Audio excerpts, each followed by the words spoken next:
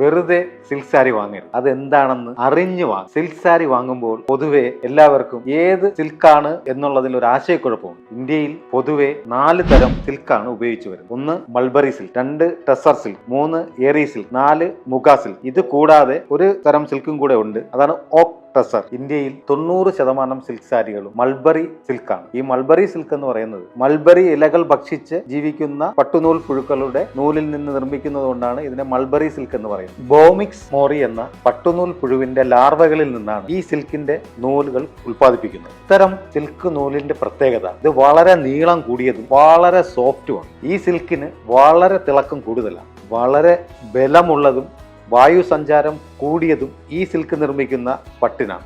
ഈ സിൽക്കിന്റെ വേറൊരു പ്രത്യേകത ഇത് എല്ലാ കാലാവസ്ഥയ്ക്കും അനുകൂലമാണ്.